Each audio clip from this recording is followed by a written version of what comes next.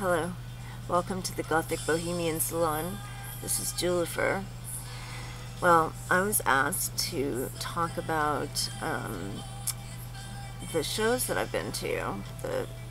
Back in the early days, I was really lucky to be around, and I saw some really incredible concerts and shows in some really small venues. I missed some too, don't get me wrong. There was a few that I really wish I'd made, but I was pretty lucky. So, but before we get into that, I have to tell you that I got my contact lenses, and I'm really, really happy about it. So, I don't know if I look really strange now because I don't have my glasses on or whatever, but I always preferred not having glasses, so I'm really, really happy to have some contact lenses. Yay! It's just so cool. Anyway. Okay, so, the kind of music that I was allowed to listen to when I lived at home was pretty pathetic. I mean, I wasn't allowed to listen to just like normal rock and roll music, like just, like ordinary, the kind of music that I guess was playing on the school bus on the way to school. So I really had no clue about that kind of music at all. I had, just no conception of it or anything. My parents listened to Barbra Streisand and this guy named Paul Williams, who did who wrote some songs that became really big hits, and he had his own albums too. So I was really into him. That's kind of scary when you think about it. He's a really good songwriter, but I mean, some of the stuff that I was obligated to listen to would really make you cringe. But when I was about 16 years old, I met some girls in school who were, I guess you could call them punk rock. And they listened to a lot of really interesting music, and they made me mixtapes.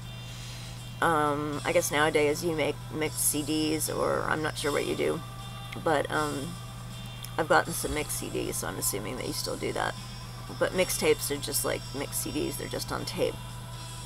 So I might even have one or two of those still, I'm hoping, actually, because that would be really cool to listen to.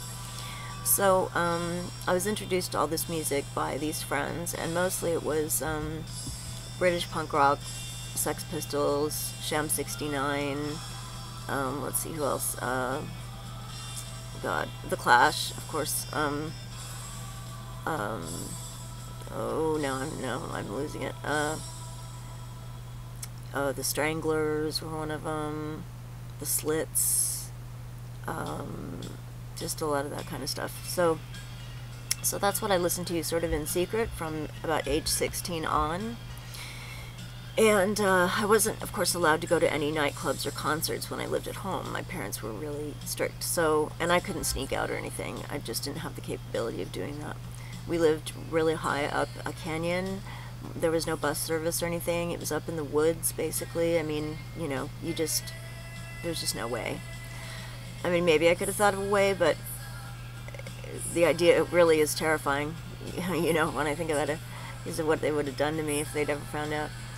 So, when I moved out at 18, I kind of went pretty crazy and kind of made up for lost time, I guess.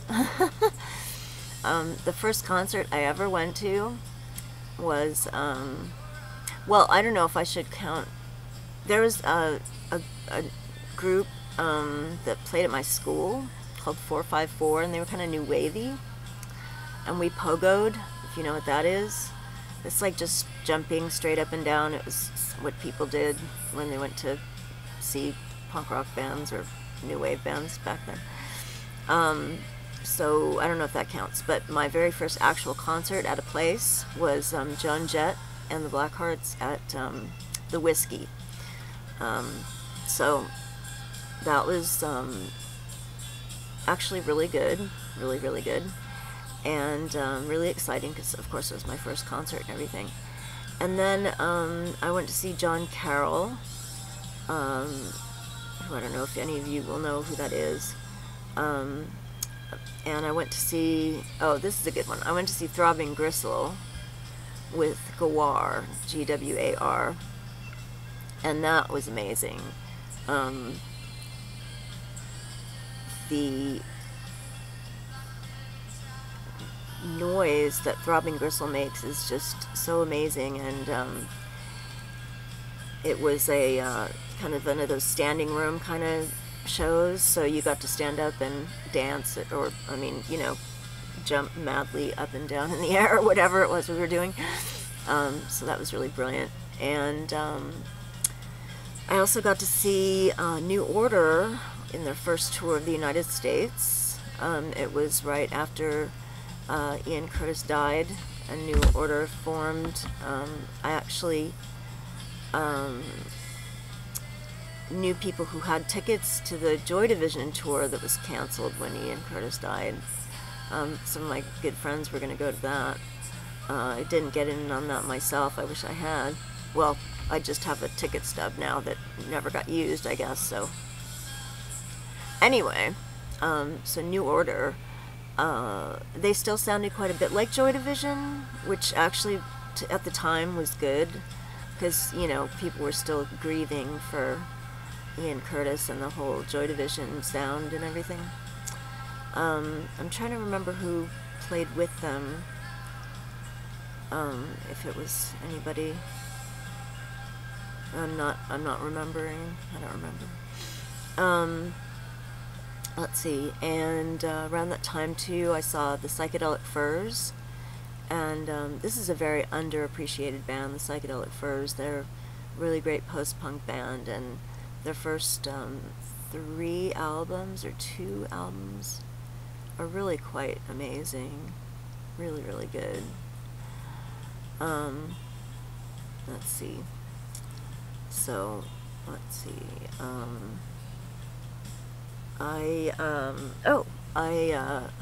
not sure if I'm going to be able to go in order anymore, really. Okay, every Halloween the Cramps used to play. So, of course, I've seen the Cramps on Halloween like 5 times or something like that. The first time I went, we got really dressed up. I went with a guy named Nelson Loskamp, who actually just contacted me by Facebook the other day, which is kind of funny.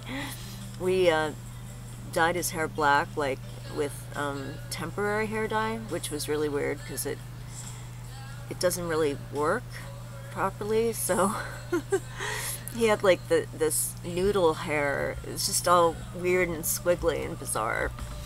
But seeing the Cramps live is amazing. They're really great showmen, and yeah, they're just bloody amazing. Really, really amazing.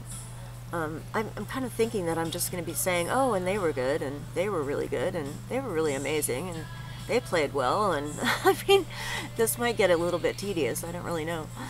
But I'm just going to make it, and we'll see. Let's see. So let's see, the Cramps, right, Psychedelic Furs, right. Oh, I've talked before about seeing Lydia Lunch and the Birthday Party, and Lydia Lunch was doing her 1313 tour, which is a fantastic album. I've reviewed it before, so if you watch that video, you'll hear what I thought about the album. But the show is really good. Her supporting band is a really great band, and I don't remember if she did the song that the guy from the Birthday Party and her did together, which is called Phaedra.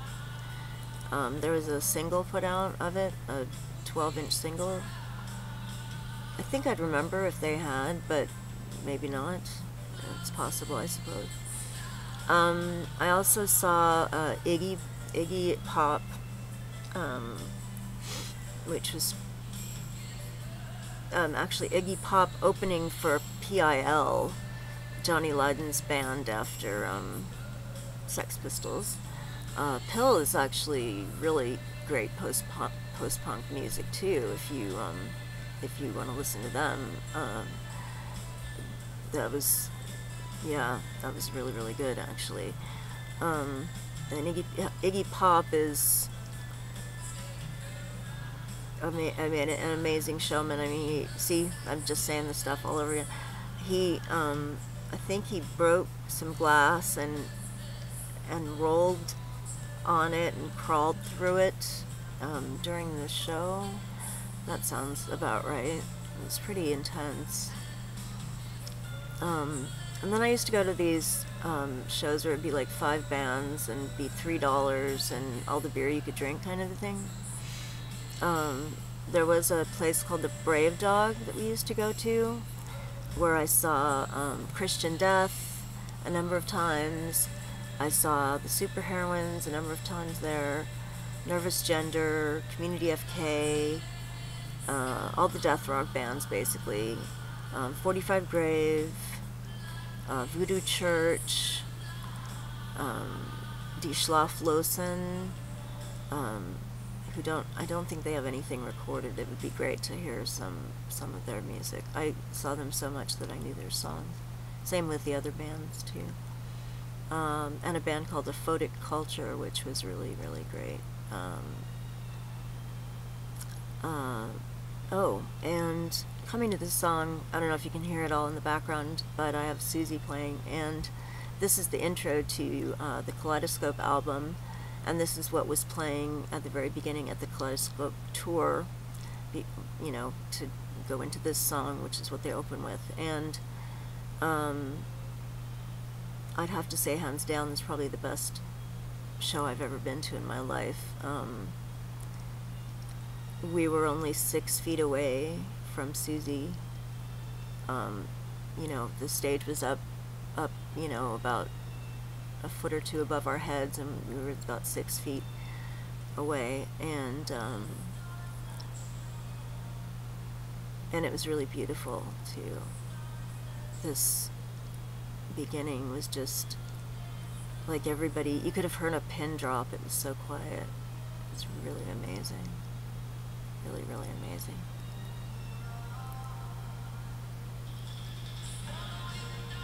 But she seemed to have a thing about Americans, you know. I don't know, we went to a signing that day, or the day before, and she seemed really irritated about having to go through it or something, but I don't know, there was kind of a weird misunderstanding. We went through the line and got some things signed, and there was something that we forgot to do. We forgot to get something signed for a friend of ours or something, so we got back in the line, and Susie actually noticed that we were in the line again and had us taken out of the line, which, I don't know, I mean, we were willing to wait all the way again to go through, you know. I didn't see that it was such a terrible thing for us to do, but I don't know, maybe it is terrible, I have no idea. And it wasn't like there were tons of people behind us again, or behind us at all, you know. So I didn't really understand that. That was kind of weird, but I guess she didn't want anybody to, you know, get any preferential treatment or something like that. Anyway, the show was phenomenal, really phenomenal. I mean, and the audience was great, just really riveted and everything. And I saw Susie again later in San Francisco, and the Sisters of Mercy opened for them, and I hadn't really gotten into the Sisters of Mercy yet. But the funny thing was that the Sisters of Mercy were kind of, the band members were kind of wandering around, but they were wearing black and everything, but they had like these cowboy type hats on. Well, not cowboy hats, but these hats on. And nobody recognized them. They were just walking through, you know, the whole audience and everything. There's like a billion Susie girls, you know, like replica Susies all over the place, you know. Because by that time there were lots of those. And nobody noticed the Sisters of Mercy at all, because they just didn't look like people expected, I guess.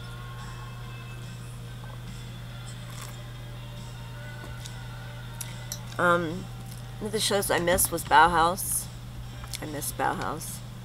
Yeah, I know, sacrilege. I did see Peter Murphy later, much, much, much later.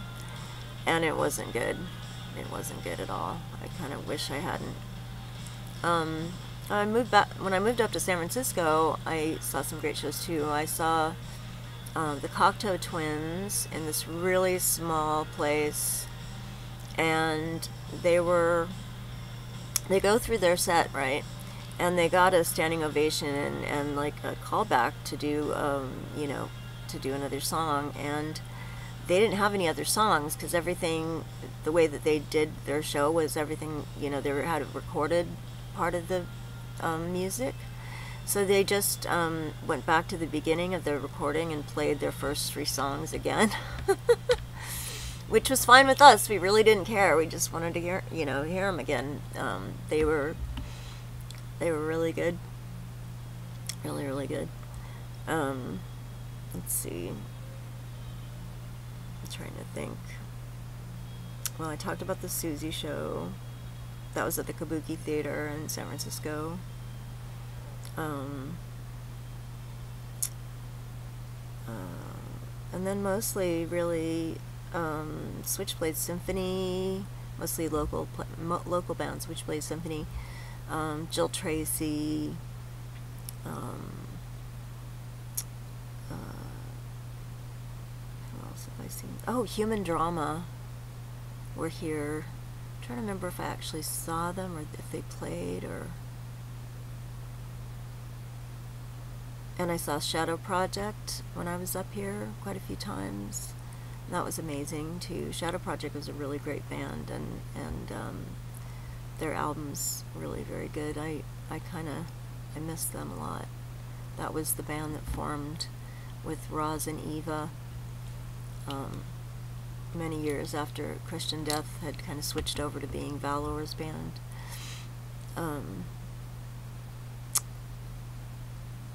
And I guess really then, it was more, oh, well, I saw, okay, sorry. I saw Dead Can Dance at the Royal Albert Hall in England, in London. And I also saw them or Lisa Gerrard on her own, I saw at the Palace of Fine Arts in San Francisco. But that guy that sings with her too was also there, and there was some kind of weird poetry reading beforehand or something. It's very strange.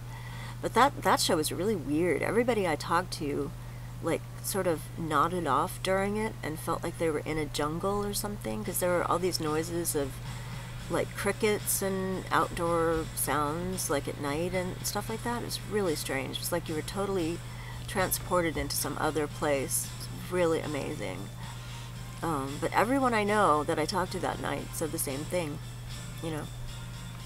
Oh, I also saw Diamanda Galas, who, if you haven't heard, is really out there. And this show was amazing. I mean, she had like 4 microphones or something, and she was practically spitting and speaking in tongues, and, it was glorious. It was really amazing. And then later I saw her again, but she was doing this other show, the AIDS show, which I don't remember the name of the project, but it was particularly focused on that. And I think either she played piano or somebody played piano with her, and it was a really different kind of a show. It wasn't the same kind of her voice, and the microphone kind of thing. It was really different, but it was still really amazing, really, really good.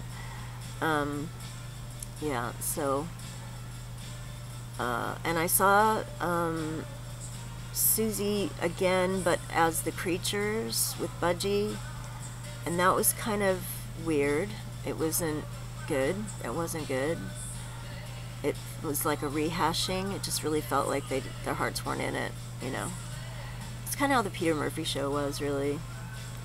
People shouldn't, come back and do a tour just like for money or something. It just doesn't work. So I keep on not being able to think of another band, but I think at this point, it just basically was going to clubs after that point, and I did see Eistersende Neubauten. That was pretty great at the Fillmore. Yeah. So, I mean, I guess there's a band here and there. I might have forgotten one or two. I don't really know. And of course, there's nights that I completely don't remember where the bands weren't that important. It was just getting together with friends and going out. So, you know. Well, I hope this has been interesting. I'm not sure if it's going to be my favorite video, but let me know what you think. At least, you know,